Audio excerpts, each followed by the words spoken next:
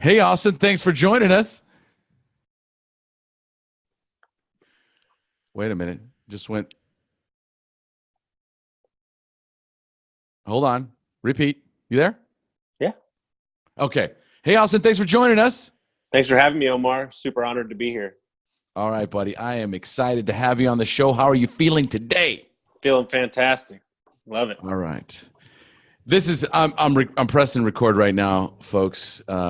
Austin just went on a riff. He'll probably go on it again, and I am very excited to have him on the show. Well, we've become BFFs as of recently. He is one of my brothers in M1, March to a Million, led by Rock Thomas, and this is part of the shift that I was telling you guys about. We're going to be deep diving and going into stories from people that not necessarily in the recovery space, but have battled with drugs and alcohol, battled with adversity, have struggled in their lives. And Austin's one of them. So I'm honored to have him on the show. So real quickly, folks, Austin Linney. Austin lives in San Antonio, Texas. He is a real estate investor with 3 properties and 5 Airbnbs. He is, from what some people say, an Airbnb hacker. So I'm going to ask him a little bit about that as soon as I'm done with his intro. Austin is part owner of Kaizen Accommodations, an executive short-term rental company with properties across the U.S. Austin's current day job is restaurant manager for The Pearl, one of the biggest developments in Texas. Austin has been in the service industry for 19 years. Hospitality is something he truly was born to do. Serving and helping people is a calling that fills his heart with great joy. Austin is married to the love of his life for 10 years. She is truly the only person that can harness the power of Austin Linney. Wait a minute. Is it she or is it he? She Right. I was like, wait a minute. Yeah. My game has no power on her. Ah. She's literally could care less. My stick, my thing, the stuff that oozes out of me. Yes. It doesn't work on her. Has no effect. No effect. She goes, just tell me when we're gonna retire. Yeah. Yes. This is the beauty, and this is another reason why Austin and I are so connected. He also writes there, she is not impressed. Not impressed. Okay. This is where the commonality is. My wife is exactly the same, right? Like, I am used to bringing it, right? I show up. I do my I am statements. I get into state. I say yes. I get cranked up. I get people pumped up. My wife is not impressed. No, I show up after showing up, and she still doesn't. It doesn't matter. It doesn't matter. So it's good. You need that. Look, me and you are the same people. Yes. So you need that in your life, because if you had somebody who was pumping you up all the time, you couldn't even be able to be around people. I wouldn't even be able to stand myself. Yeah, exactly. True. However, she is my biggest supporter. 100%. So I'm okay. So 100%. She is. There you go. The only reason I am where I am today is because of her. It's not even a question. Left to my own devices, I'd be sleeping in closets, buying multiple houses. I'm sleeping in my car, Airbnb in the car, just seriously. All right. Well, I want to hear all about that. But first, what I want to do is I want to dial into on, who is Austin, what he does. And the first question is, what does your normal daily routine look like? So I'm a huge people connector. So I try to schedule 2 to 3 calls at least to connect with somebody new in real estate, business, just kind of rocking and rolling around there. I generally wake up 5:30, 5 in the morning, trying to get in a routine of meditating every day. I do that for about 15 minutes. Then I get ready and go to the gym for 30 minutes to 45 minutes. And then it's merely a blur. after that, because I do more in one day than probably most people do in a week. I'm not stating that as a good thing. I'm trying to get more efficient with my time. I'm just saying that that's something I'm working on. Is it like the Army, or is it the Army? What's the ad? We do more before. I think it's the Marines. I can't remember which one of the forces it is, but we do more before 9 a.m. than most people do the entire day. Is that the Marines, the Army? Which one is that? I'm not sure. But that being said, since I got an M1, the Miracle Morning stuff has really been amazing. And mine's not like everybody else's, for sure. I haven't got myself to journal yet, but I do enjoy that time in the morning to kind of, I don't know, like, you know me, and I'm rolling, Mach 30. And sometimes it's just nice to shut the old noodle off, and that's kind of my time in the morning with no text messages, no phone calls. I didn't say but I am trying to not do any business before 7. But that being that. But that before 7. Okay, fair enough. Go ahead. But that being said, Airbnb is a 24/7 business, so it's a tricky, and that's another problem with my regular day job too. I'm never on a set schedule, so if I had it my way, I'd go to bed every night at 6:30 and wake up at 4:30 in the morning if I had it my way. Okay, and why don't you have it your way? Because sometimes I have to work till 11 o'clock at night. Okay. Yeah. Sometimes the Airbnb guests will text you at 1 a.m. And you try to be there. But I'm in the process of. We have a property manager in the company, so unless the building's on fire, I probably should be okay. But that being said, I'm also a control freak too. So this is things that you're working on constantly, trying to remove yourself from your business, but still keep a pulse on it. There's definitely the conversation of, or the idea, the philosophy of working on your business, not in your business. It's the struggle for all entrepreneurs. It's that control factor that nobody can do it better than I can, or in my case, nobody wants to do the shit that I don't want to do anyway. So, how am I going to delegate things that I don't even like to do to somebody else?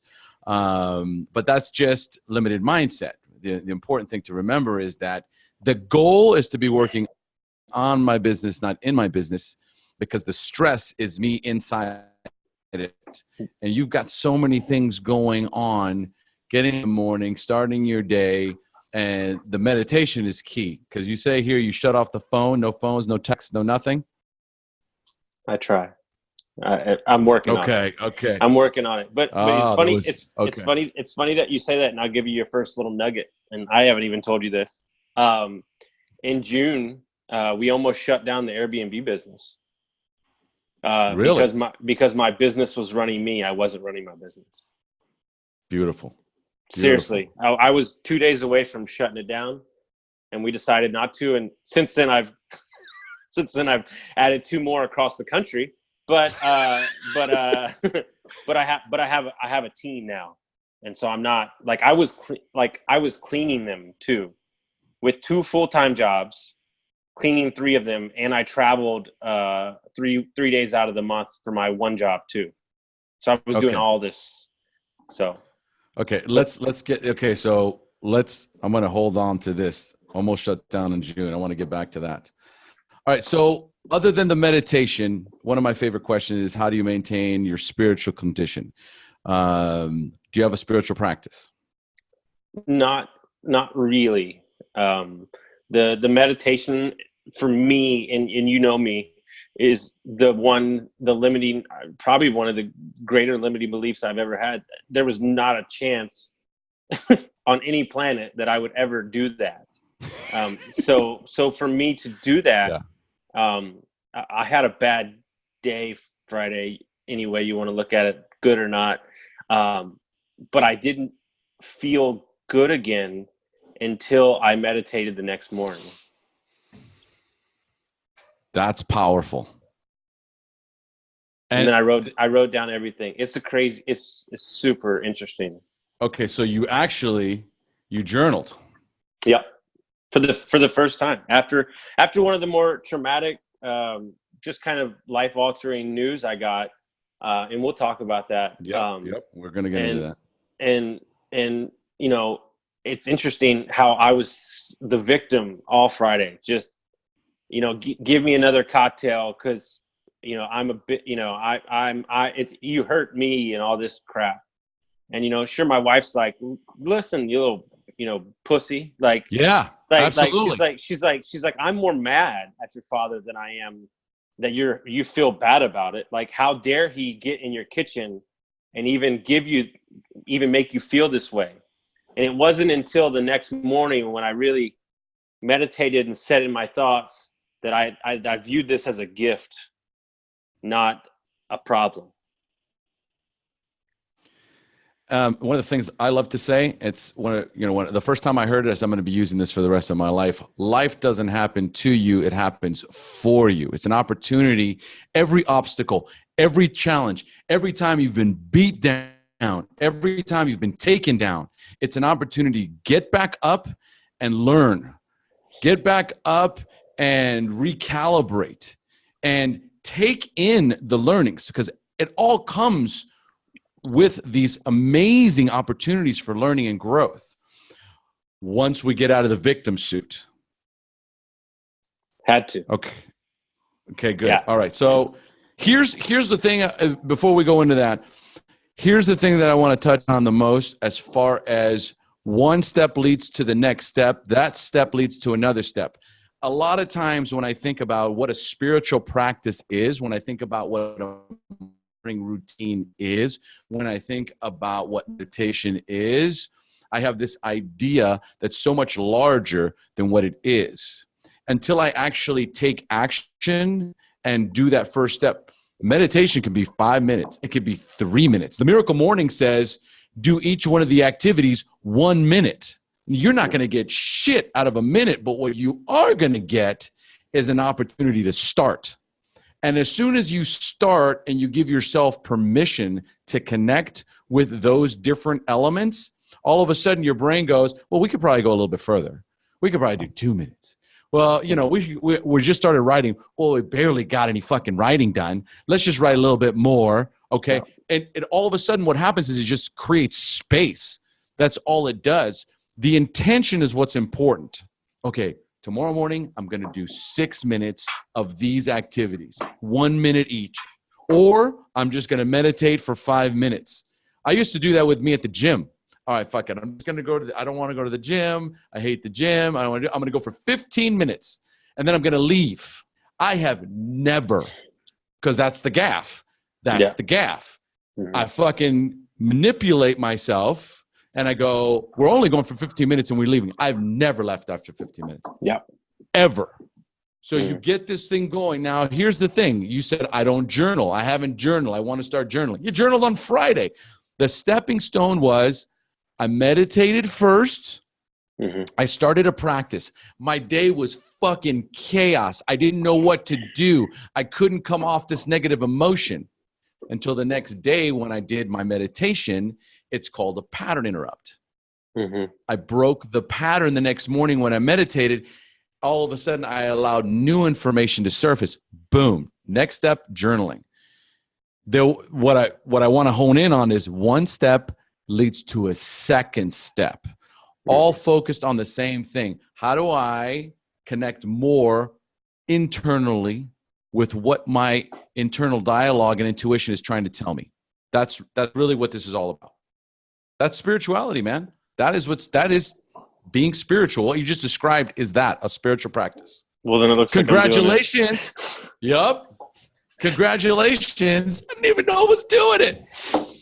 All right, so cool. Listen, so this show is primarily talking about addictions, right? And so addiction can be a driving force for some of us. It may propel some of us towards things like drugs, alcohol, food, money, success, even our phones. Has there ever been a time when addiction has played a role in your life? So you're not going to show this to my mom, right? No. I'm just kidding. So look, because I love you, and I want your audience to get value out of it. I don't speak about this that often. Probably never, actually. You know, in the restaurant business, you know, the cocaine and the crystal meth and the Xanax and just all of it really is rampant. I mean, it's just part of what you do. You work some more.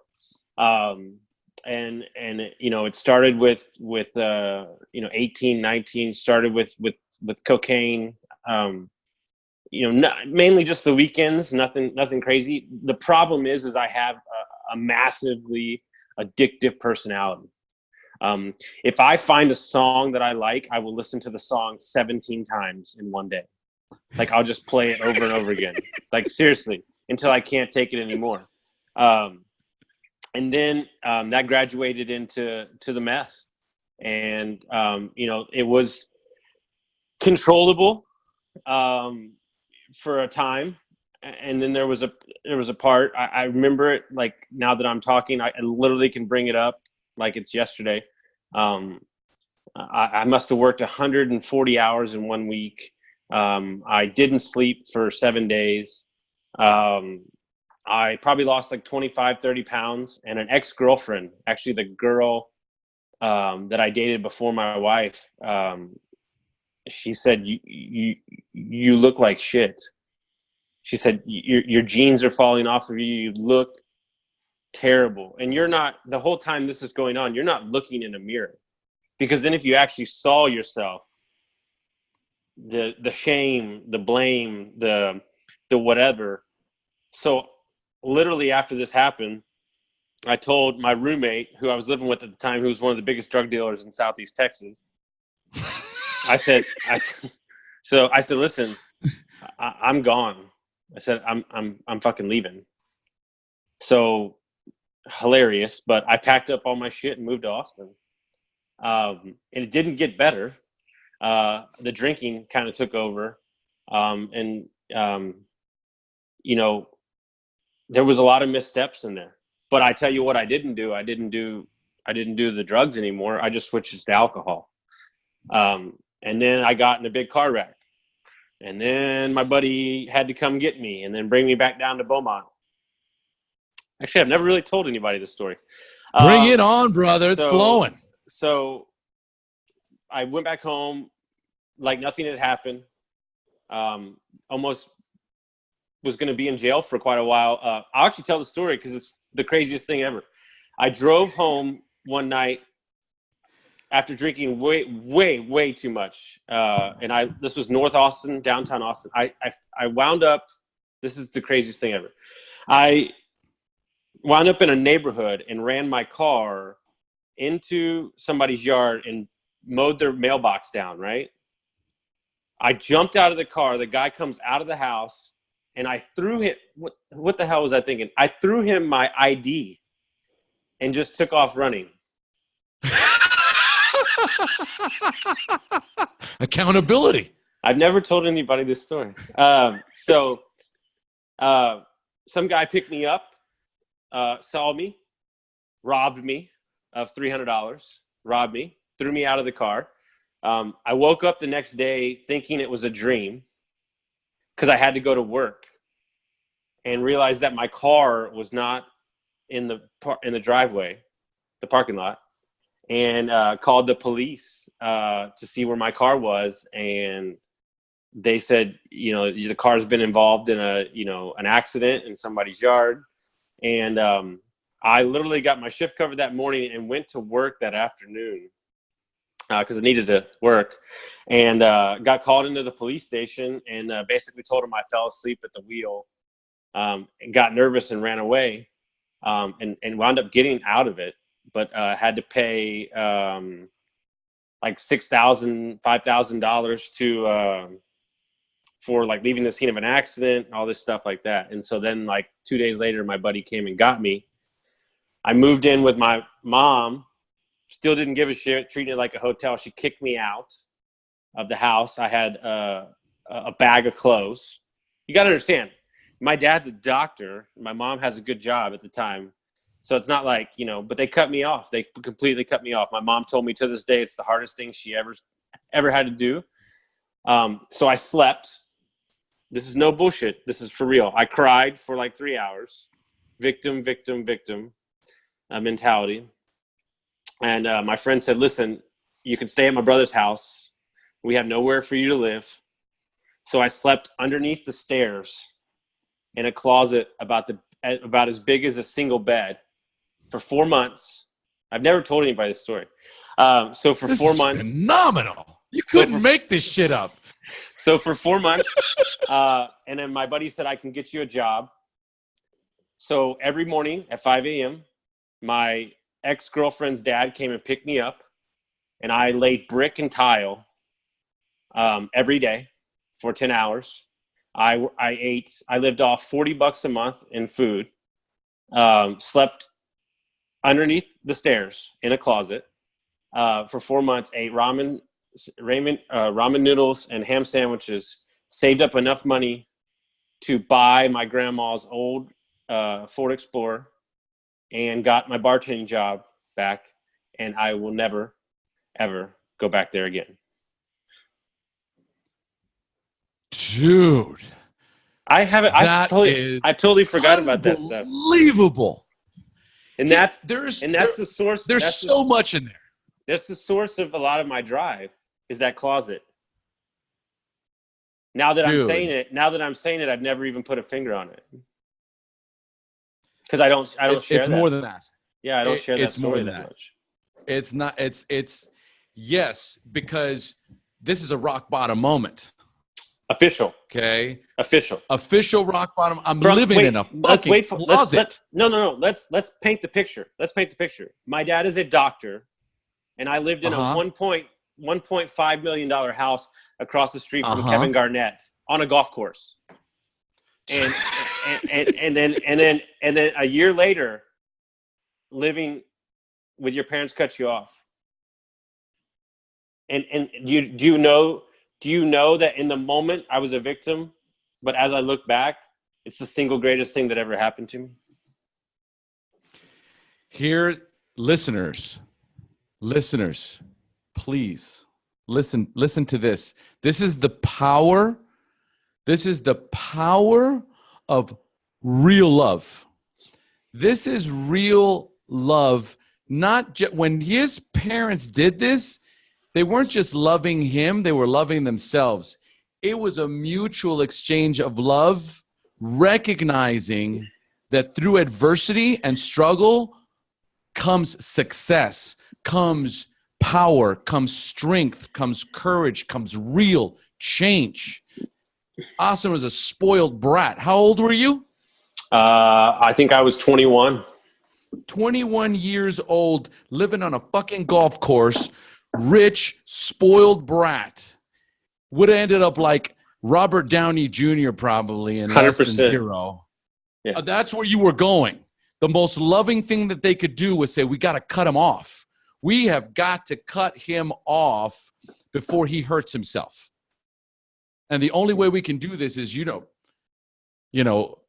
best thing to do is just kill the funds, right? I'm living in a closet for 4 months. I'm crying my eyes out for 3 hours. What is that? That's a 21-year-old, 6-year-old throwing a tantrum because mommy won't pick up my bill.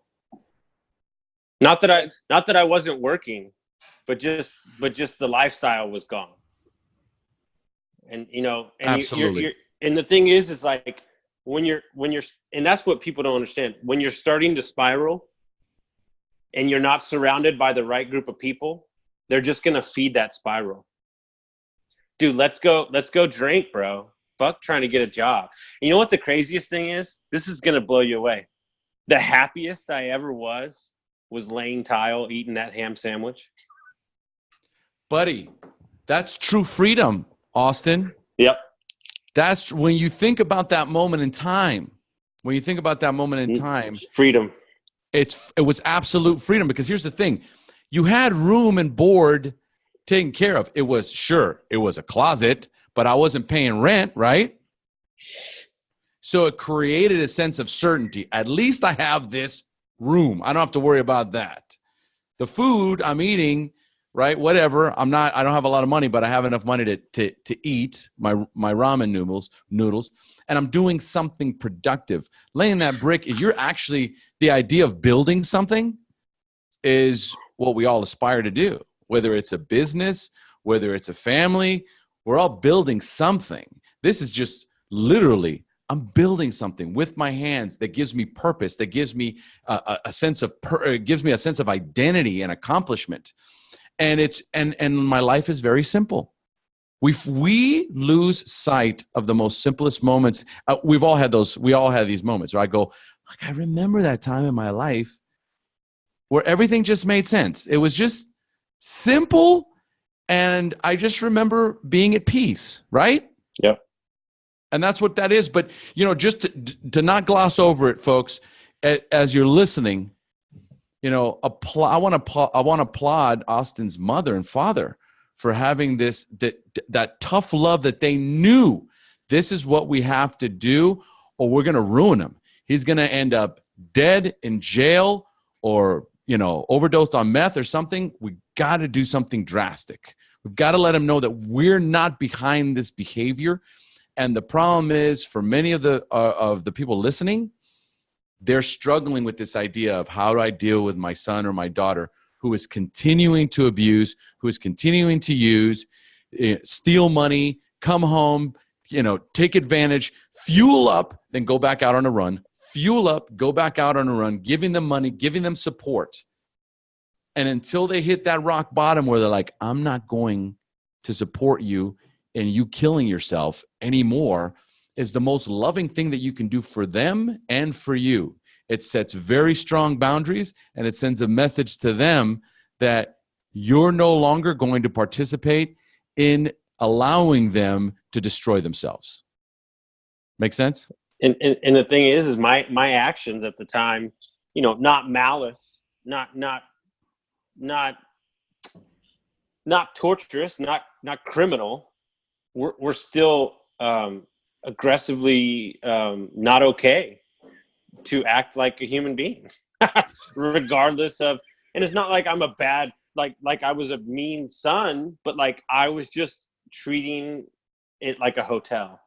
And you're going to go work. Well, I'm working, so it's whatever. Like, just let it slide.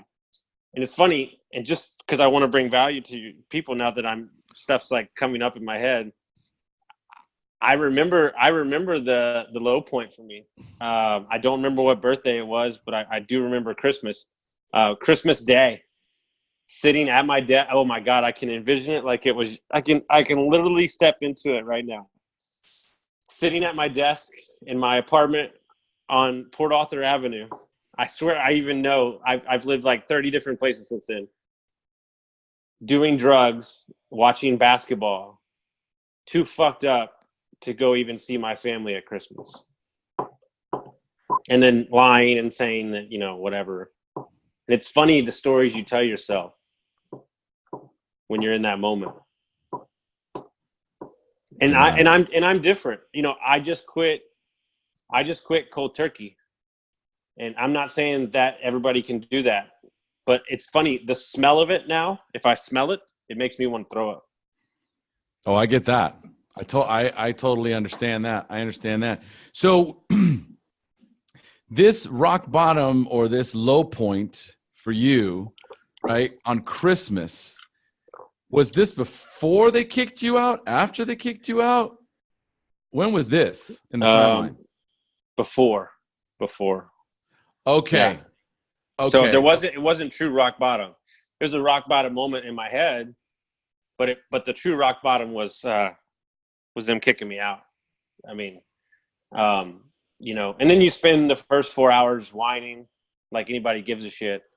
And then you start putting, okay, what are we going to do to get back to where we need to go? And so it's funny. It's funny. feel like I'm in a therapy session right now. It's funny because now I'm looking back and I'm realizing how much that single moment has played in my entire life. Which one? The not wanting to be back in that closet. Okay. And the push for the houses and the real estate and the, we're gonna go is the fear, I guess, to ever going back there again. This is oh, man, I can't tell you how many times this is where the big aha moment comes in, a big epiphany comes in for a lot of my coaching clients when we realize that this drive, because I deal with so many type A, super hyper, overachievers, right? And it's like you think you're running towards something. The truth is you're running from something. And the 100%. Truth is here, I'm never going to be living in that closet ever again. And if I am not working 7 days a week, banking money, running multiple businesses, continue to bankroll more money, stockpiling money, keeping myself successful, right? The day I let off the gas could be the day it drags me right back into the closet. Yes or no? 100%. I'm just like, I want to get out of this interview right now. I'm like, my mind is like blown right now. I'm serious. Like it's so funny because I've totally like blocked that time out. Yeah. But what I've been doing is going to make you really happy. What I've been doing in my meditations is I've been going back to my childhood. Beautiful. And stuff. That's where all the answers are. Yeah, and stuff that I put down or try not to worry about. And for me, a lot of the stuff for me is, I mean, God, just airing my dirty laundry. I think that there's probably a 3-year span, maybe longer, where I drink every day. And I'm not talking about getting drunk. But like I get off of work, I'm trying to put alcohol in my system because I don't want the thoughts to creep in, right? But what's interesting is on the outside, you're conquering businesses, you're buying properties, and you're just kind of going, and then really like, and I can't wait to get into it. Friday for me was the second big aha moment, and kind of the everything really. I mean, and so the freedom aspect of your mind is really what I think people are looking for. Well, let's dive into that one next after this epiphany though. But here's the thing. 3 years of me coming home with this, I have this routine of coming home every day with the drinking, correct? During the day, I'm crushing it, correct? Yep. Right?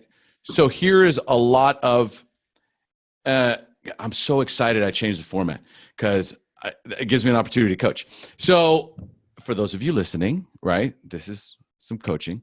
So the reality is the brain, the body, and the mind work together always. They're trying to find the most efficient way of running the machine. They're also trying to find a way to create balance, which is something that Austin doesn't believe in, right? Well, we'll get into that later. But the thing is, the mind, body, spirit, and the idea of meditating is what creates or starts to create more harmony and balance in our lives. And when I didn't have meditation in my life and I didn't have a stop button, the brain goes, we have one trick up our sleeves. If we can get him to drink, he'll slow the fuck down. Mm-hmm. Yeah. So here's the deal. We'll go full throttle during the day, but you have to slow down at night. Oh, but I don't know if I could slow down and take it easy because I don't want the thoughts to come in my head. We'll just introduce some alcohol into the mix. Does that make any sense? No. But it's what happened. That's exactly what happened. The thing is, if I can't, you've heard the term self-care. Mm-hmm. Self-care, some people think of self-care as going to the spa and getting a massage and jacuzzi and all this, extra shit. No, self-care is a healthy diet, rest, real sleep, okay? Taking care of ourselves and allocating time for me to get enough water, enough food, and enough rest. That's self-care. And if I cannot find a way to do that consciously, my body will figure out a way to do it unconsciously. And so for 4 years, 5 years, I took NyQuil every night too. Case closed. And there you have it. I will stop guys, Austin's, for those of you not, because I'll have this posted on YouTube, but for those of you who are just listening to the podcast, Austin's like this fucking rhinoceros. He's just this beast, okay? Like, if you see him coming, most of the time you're just going to step the fuck out of the way because he's always got his head down and moving forward. And so there's really no one's going to get in your way, not even you. Not even me. The body has to find a way. You had to like shoot me with the tranquilizer, you know. Perfect example. There it is. The body's genius, guys. If you don't recognize that, it will find a way to self-care. It's called soothing. Mm-hmm. I'm trying to soothe myself for something. All right, so listen. I've got all these questions. We're not even going to go there because here's the thing. We've gotten so much value from what we've just talked about here, especially since so many of my listeners have some sort of addiction, right? In many cases, it's drugs and alcohol. But I want to say something because I don't want to move off this point because I said it to you before we got on. I was a person with businesses working 80 hours a week that didn't have a problem, and now we're telling all those stories. And I'm looking at it going, I think you as a person need to examine a little bit farther, you know, maybe you're doing it here and there, but what did I tell you when we first got on the call? I didn't have a problem. Yeah. But now I'm listening to those stories and I'm going, it's a big fucking problem. Dude, it was just a rite of passage. I mean, that's just the kind of shit we did it was just college times. You know, as I was looking at the questions, it's like I was just thinking, doesn't everybody do this? No. I didn't live in a closet laying bricks, motherfucker. I also didn't live on a golf course and my daddy wasn't a doctor. Let's just keep rolling. Yes. I got a lot of mo. Yes, this is great. I love it. All right, so listen, the aha moment, because there's so many of them. But let's talk about the aha moment on Friday. And before you get to that aha moment, let's talk about what led up to it. Let's talk about the relationship with you and your dad. So probably since 17 years old, my parents got divorced. I was not a good student. I was very smart, but didn't give a shit about school. And there was a lot of talk about sending me to boarding school and all that stuff. And so finally, my mom, my parents were the perfect couple. You know, my dad's a doctor. We lived in a nice neighborhood the whole night. Middle of my junior year, my mom said, I think it's best that we move Austin to Fannette, Texas, and we get him over there, get him around some different sets of people, and so we moved there. Me and my mom. My brother stays with my dad. 6 months into it, all of a sudden my parents say, all right, we're getting a divorce. And I'm like, getting a divorce? Like you don't even fight. Like what the hell are we talking about here? And so what happened, and this is credit to Mark Crandall, I'll say it on every podcast I'm ever on any planet. Great, one of the greatest human beings ever met.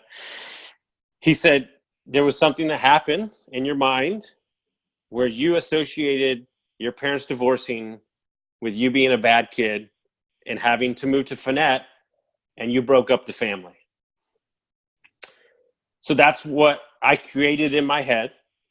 And then there are so many stories on top of that. There's a moment that happened, and then the drama and the bullshit that was created on top of it for the next 20 years has fucked up every relationship has made me not be the best husband I wanted to be, has made me be not the best business owner, has not been the best employee, not been the best son, brother, because of this story, this victim story that I told myself. And my, I still can't believe it happened. My father called me out of the blue. We didn't speak for 6 years. We rarely speak, once or twice a year. He calls me out of the blue. We didn't even talk during Christmas or New Year's. So, I didn't know what he wanted to talk about, and proceeded to tell me that my mother had an affair, and it wasn't me. And this effing story that I let run my life, that people out there, everybody, these stories they tell themselves of a singular moment is bullshit. I was living my life on a false narrative, and it really pisses me off that I allowed that to happen. And that's the way I felt Friday. I'm gonna drink. What the fuck? Nothing makes sense anymore. And I'm drinking, having happy hour with my wife, and she doesn't want to fucking hear it. She's like, you're allowing it to affect you. And she goes, really, nothing changed. And then I'm getting upset with her, and then I'm the victim, and all this shit. And after talking to you and talking to Mark and kind of meditating, I realized that it was a gift. I was strong enough to take the heat for that long. But the good news is it's not my cross to bear anymore. It's time to lay down the swords, and let go of that victim mentality, and give back to others. And really realize that this life that you're leading out there, this thing that you're doing, everybody is so goddamn focused on their own shit. And it's like, if you just give back your time, your effort, your knowledge, your shoulder, it's amazing how much that stuff will come back to you. And then, in my early 20s, I just lived in this woe is me, I'm the reason my parents got divorced, and this is my fuel, and this is my fire. And I'm not going to lie to you. I texted Mark with that victim mentality, and he was like, can you imagine what other bullshit you've been telling yourself?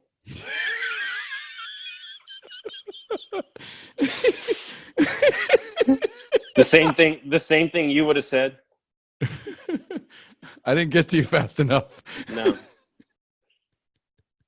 It's been an interesting couple days, and I'm glad you're catching me today, because I posted in our group, and you read it, and I think a lot of people are walking around, and they're acting like next week, next year, it's promised. It's not. And you spend your whole life, 20 years. It's not small time. It's a long fucking time. 20 years harping on this, playing this fiddle of this bullshit. And I just want everybody to wake the fuck up and hire whoever the hell you need to hire, or talk to whoever you need to talk to, and just start living your life. Stop being held down by these things that happen to you. I mean, shit, one of the things that hit me the hardest was the reason that I never thought I could seek therapy or tell my story, is because I came from an affluent family, and I wasn't abused and all this shit. And, I didn't have a place, right? Like, who's going to give a shit about this rich dude from Houston? And, my friend made me realize your problems are no different than anybody else's. Here's the cool thing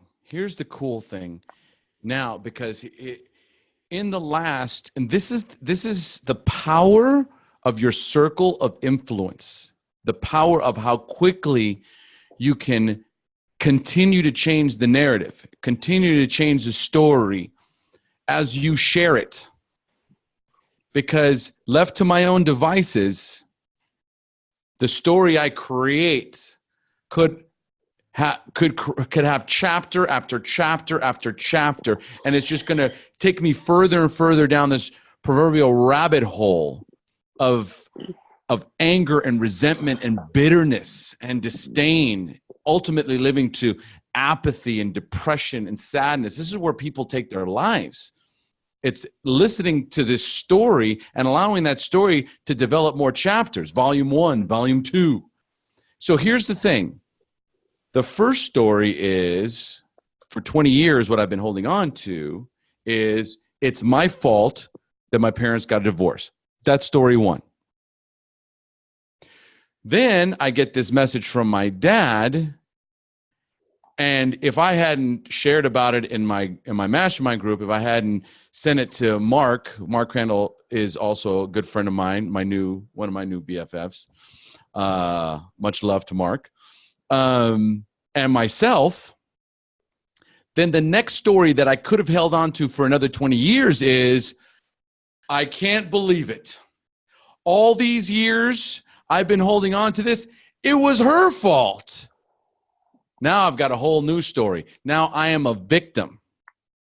And I have a whole new story of dysfunction, a lower vibrational emotion that I can hold on to for the next 5, 10, 15, 20 years until I share it with somebody else and somebody else shuts light on it and goes, brother, is this another story you want to start telling yourself? You've been telling yourself enough stories. You want to start telling yourself a new one. You know what's funny? Never on any planet, and maybe this is some stuff I still need to work through now that I'm saying it out loud. No anger went towards her. And I still haven't even talked to her yet. Because I put her up on such a pedestal. And I got mad at him still. Because it's easy. Because I know that. I know this game. We've been playing this game for 20 years. And when I sent that text to him, you saw my other follow-up text, right? I didn't, because we were doing this interview. So I said, how dare you rob me of these 20 years?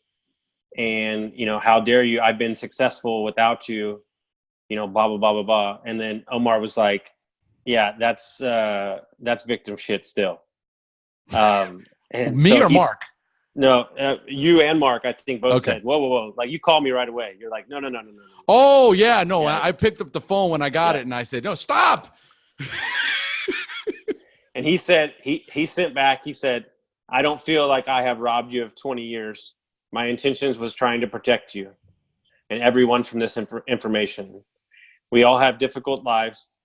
We all have choices. And some of these moments changes. How did that sit with you?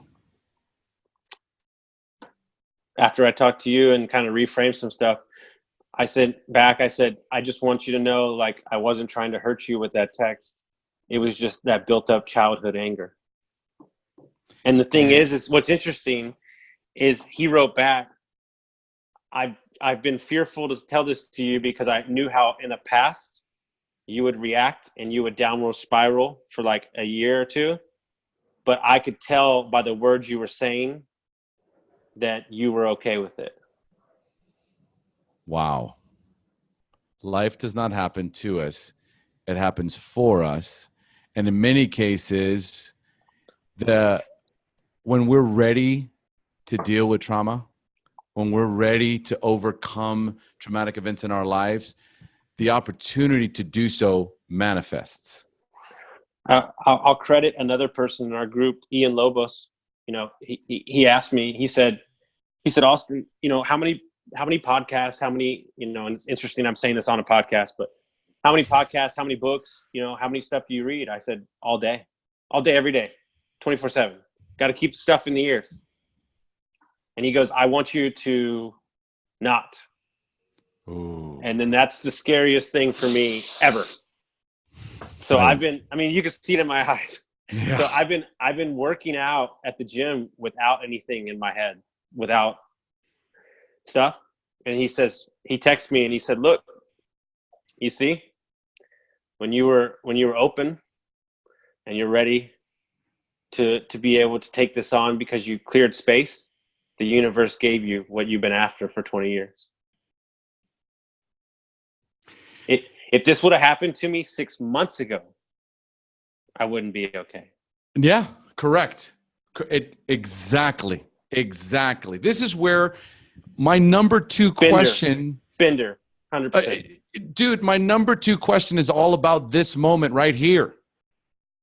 If I am not connected spiritually, and what people have, please do not confuse religion with spirituality ever when I'm speaking about it. Do not confuse and mix dogma with what my intention is when I speak about spirituality, folks. When I talk about spirituality, is that internal guiding force within us that when we tap into it, the answers are there. And when we're ready to let go of things, the opportunity will present itself for me to actually do that work, which is to let it go. And as you were talking, all I kept thinking about is, what if, and then you said it right at the end, and I'm thinking to myself, what if his dad, your dad, knowing you 3 months ago. Well. 3 months ago. No, but knowing you so well, we're talking 20 years ago, bro. We're talking 20 years ago when he decided it's not going to be me. I'm not going to tell him what his mother did because I know how much he loves his mother. I know how much he puts her on a pedestal. This will crush him. You know, it's funny. Now that you're saying that never even crossed my mind. This is going to crush him. I'd rather eat that because that's what a parent does. You know what? Now that you're saying that, God damn you! Listen, you're gonna make me cry. Bring it on! I'm almost crying here, dude. So listen, I'm about to lose it. Now that you're saying that, I'm even more reinforced with the gifts that he gave me. Yes. Unconditional love. It doesn't matter how much I fuck up my life. The last thing I want to do is fuck up my kid's life. I'll eat whatever pile of dog shit I need to eat. And he sat there and took the brunt of the bullshit for 20 years. Yeah. Wow. This is what happens when you suffer in silence, bro. That true connection and being vulnerable and being able to have these conversations. Guys, if you're listening to this, know that Austin talked to countless numbers of people when the shit hit the fan. He did not fucking jump into a bottle. He did not hide in the fucking staircase. Okay? He didn't go and recoil in the fetal position. It's like, if I don't reach out for help, the ramifications are going to be massive. And I want everybody to listen and understand. Me asking for help is the hardest thing I've ever done in my entire life. And the thing is I put that post out on our group, but it was more like, now that you're saying, it's more like it was a cry for help. Goddamn right it was. I told you this right from the beginning. I go, I hope you realize that when you sent that to Mark and I personally, that was your subconscious knowing something's not right about this. You better send it to those two. Yeah. And to the group. Group. Something is not sitting right. And what's crazy is I reread it right before this interview, and I hate the middle section of that thing. 2 days. 2 days. 2 days. It's amazing. It's amazing. This is the power of coaching. This is the power of connection. But let's make something very clear. You're gonna have those people, and they're there, and they're gonna say, "Yeah, way to go, yeah, stick it to them," you can't feed into that, because they have their own insecurities as well. Yeah, stick it to them. And now that you're saying it the way you're saying it, you know, there was a man suffering for 20 years. His oldest son just beating him senseless. Think about the boulders that just fell off. Think about the boulders you've been carrying, and think about the boulders he's been carrying, and the power of real love, unconditional love, caring on a level that raises your vibrational energy to astronomical levels. Because when you come from a place of love and compassion and courage and vulnerability and openness, able to connect on these very deep levels, where for many of us, all we've been dealing with our whole life is these bullshit, superficial conversations about nothing. It's like a fucking episode of Seinfeld. Like, what's the point, right? Until we can get to a point where we're comfortable enough with another human being to be able to open up in such a way, this is where the light starts to shine through us and into us like crazy. But this is important, and I want everybody that's listening, because I didn't realize this until I did my first podcast as a guest. Stop living your life like this shit's about you. Like, seriously, when I was on the first podcast, I was just telling my story, and 30 minutes after the podcast, it was a live radio thing, a 20-year-old kid called me, and he said, "Hey man, really resonated with your story. I dig everything about it. Would you mind mentoring me a little bit?" And I'm thinking to myself, like, who the hell cares what I have to say, right? Because you like make up this stuff, and you realize, like, who's ever listening to this, if we can help one person change their relationship with their brother, their sister, their mother, their father, with themselves, then that's what it's about. And I'll sit here and tell you all the stories, because it's not about me anymore. It's about where I've been, where I'm going, and who I can be when I get there, and who I can help along the way. And, you know, when I first joined M1, you know, I want to buy every freaking house, right? Why do you think I want to have 1,000 properties, Omar? So I can feel good. No, so my dad won't think that I'm a fuck up. I remember we went over that. Yeah. So are you putting yourself in financial ruins to prove a point to somebody, and you're waiting for that a boy that ain't coming? Because I was. And now that I am 100% immersed with two gentlemen in my business, and another woman property manager who I love dearly, who complement each other's abilities and skills, and I'm truly living the life that I want to live. The money and you know what I wrote to them yesterday? I said, what a calming feeling when you realize you're going to take over the world.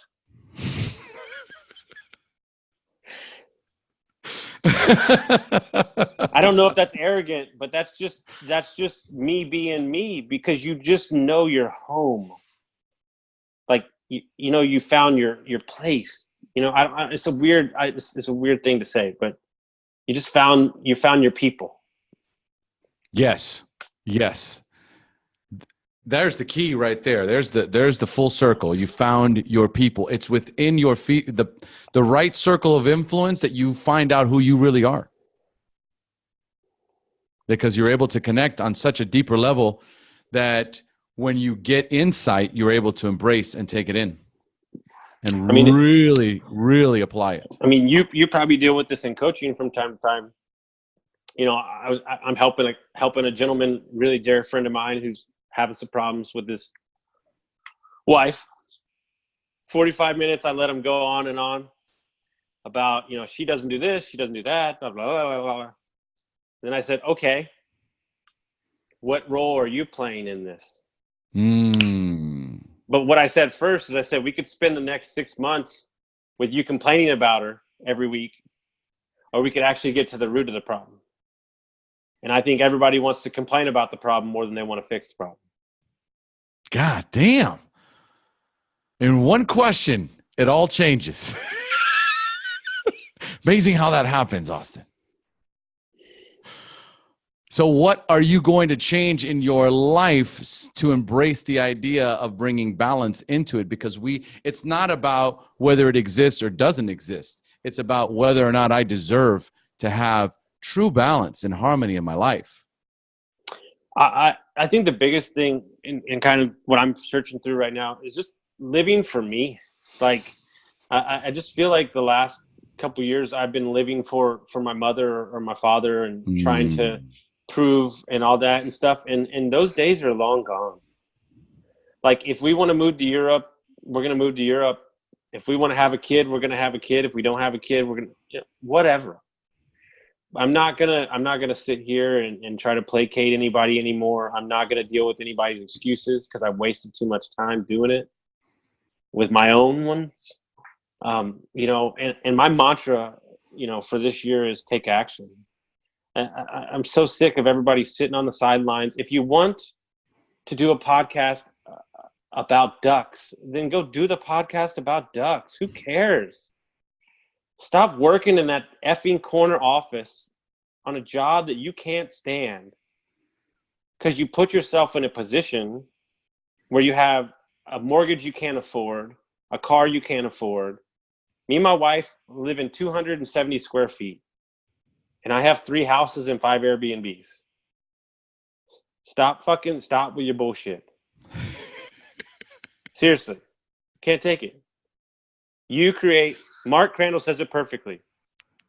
Stop worrying about all this money and all this shit. Create the lifestyle that you want to live. It's not about money. Lifestyle. Beautiful. And that's the question. So in there is the balance, the lifestyle. How much time do I spend with my family? How much time do I spend with my wife? How much time do I spend with me? When is it okay for me to allocate time specifically for me and not just me to do more work or do more study? When do I have some time for me, for reflection, for meditation, for journaling, for revitalizing, for recharging my batteries? And the thing is, you know, just in the matter of a couple of weeks, what you've managed to uncover about, I am just running from something. And I've been running for the last 20 years. And for the first time in my life, I realized I no longer have to run anymore. And I've been blaming all these things and people and entities and all these horrible things that have happened in my life, you know, and the question you have to ask yourself is, anything you've ever done made your life better? Because at the end of the day, if I would have just taken a weekend and blamed myself, we wouldn't have had to waste 20 years. And still, until Mark got me to take my own responsibility in the relationship with my father, none of this shit would have came. Because it was always somebody else. And it's a scary thing. Yeah, and just to remind you how quickly that works, there's this thing called, you know, the drama triangle. I forget how to pronounce it, the Cartman or something like that. It's called the codependent drama triangle, where you're playing one of 3 roles in any relationship. 2 people in a relationship, mother, daughter, father, son, husband, wife, brother, sister, whatever. One is the aggressor, one is the hero, one is the victim. And you're playing one of those 3 roles at all times in the relationship. One switches roles, the other one takes a different role. One is the hero to the victim, then they kind of prop themselves back up, become the aggressor, then the other one becomes a victim, and then we go back and forth. And if we look at the example recently, you know, I am blaming myself for 20 years. So I'm actually being aggressive and also playing a victim for 20 years. But more, it's just beating myself up. I'm just being the aggressor to me for 20 years, holding myself responsible. So I am going to punish myself in every chance I can. I don't deserve to have fucking balance. I don't deserve me time. I don't deserve to feel peaceful and relaxed. Do you know what I did? I have to suffer. And so we get into this suffrage mentality. And the next thing you know, as soon as I get a break from it, oh my God, it's been bullshit. Now I'm going to hold on to this shit. Now I'm just going to play this victim role. I'm going to drag this out until it fucking, you know, ends me up on some street corner high on meth. The point is recognizing what these negative effects have in our lives and how we process this information.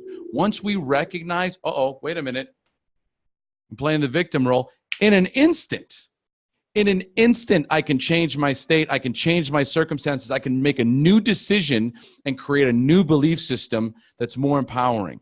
This is the power of awareness, recognition, and the circle of influence. Because if I can't figure it out, they'll help me see it. Well, that's the number one thing I want to harp on is that's when you surround yourself by people like yourself, Mark, Ian, you can have the cheerleaders, but you need the people that can say like, hey, yo, like we get it. Like, you know, but you need to reframe that and you need to get out of the victim role, because the truth is this is the scary thing. We're at ground zero.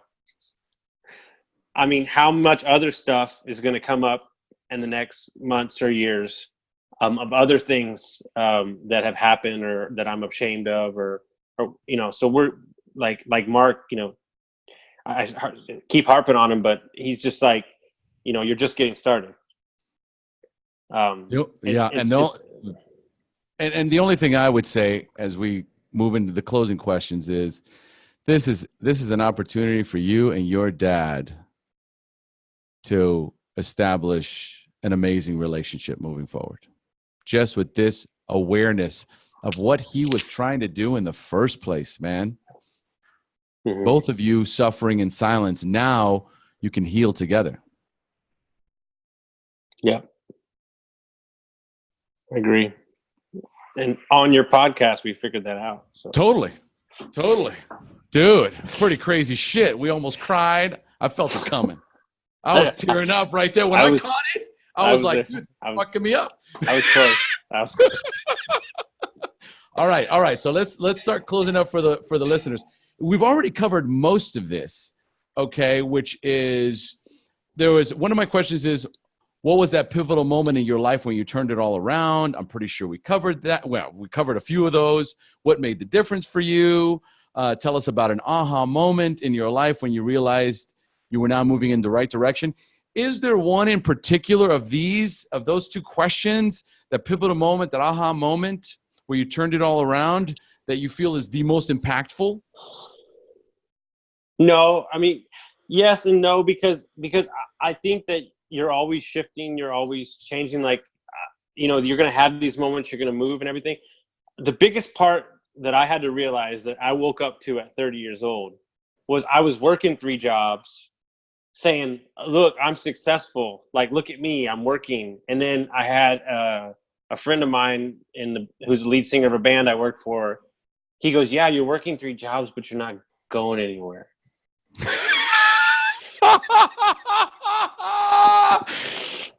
Are you ready? Are you ready?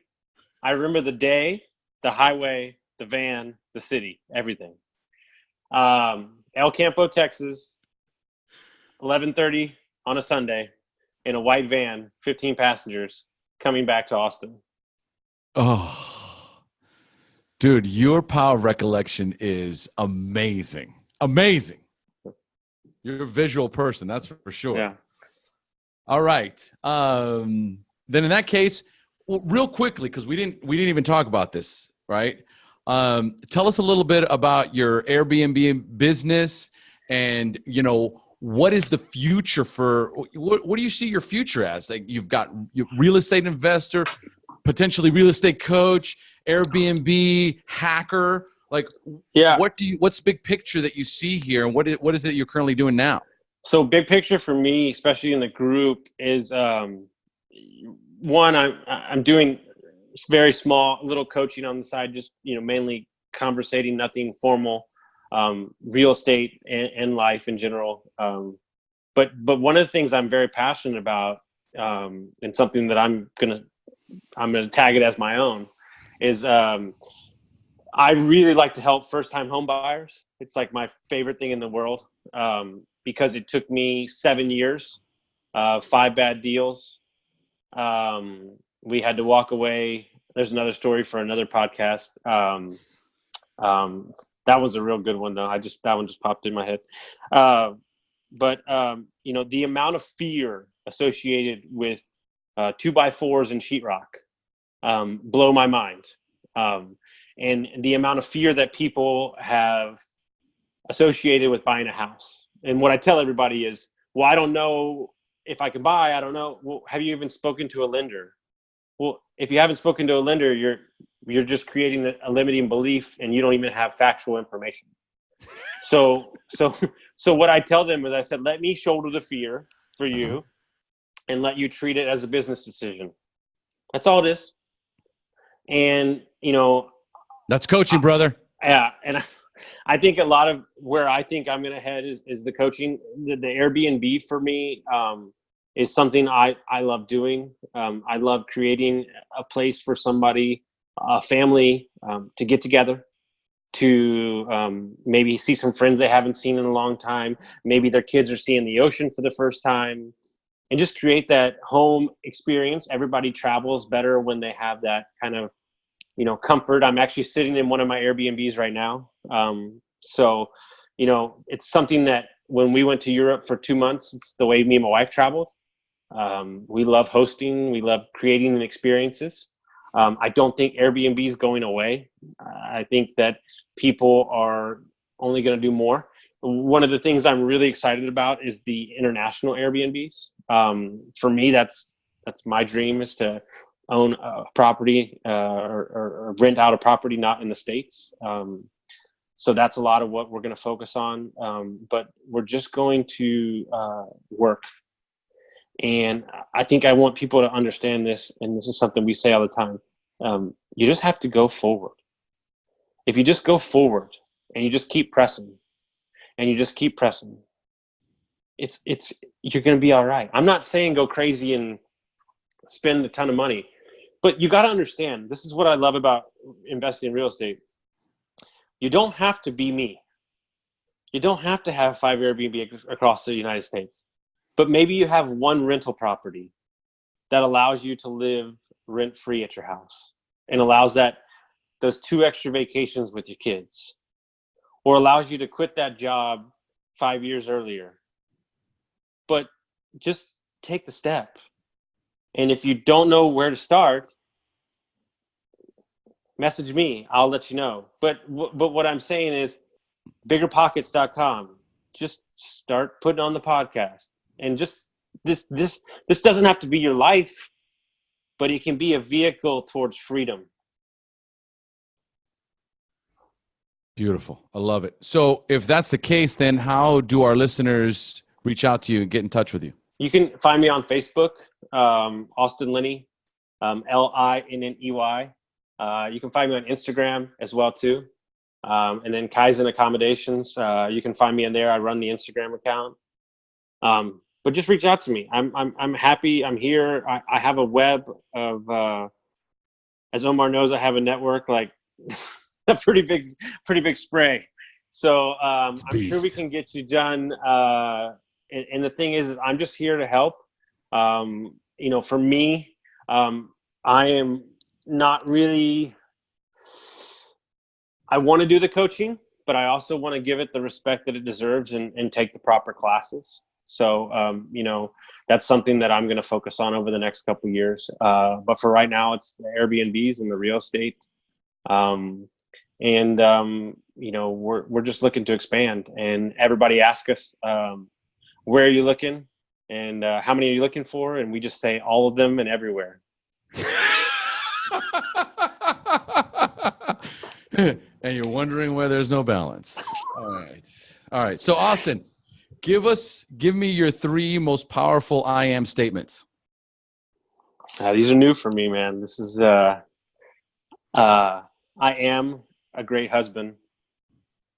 I am deserving of the success and the accomplishments that I've done, and I am a good person. God damn, I love the way that sounds. I love the way you're a great person. I love you, man. I do.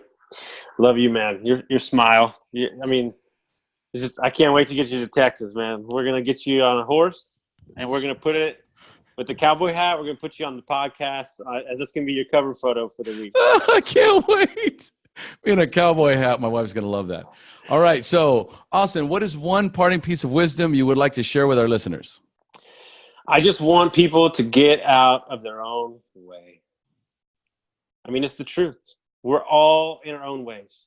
Not your brother, not your father, not your sister, not your mother, you're in your own head. Get out of your own head and give somebody a smile and turn their day around.